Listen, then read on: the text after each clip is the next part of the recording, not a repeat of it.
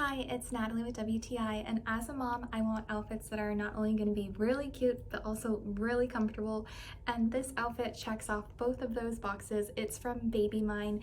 It is a baby romper.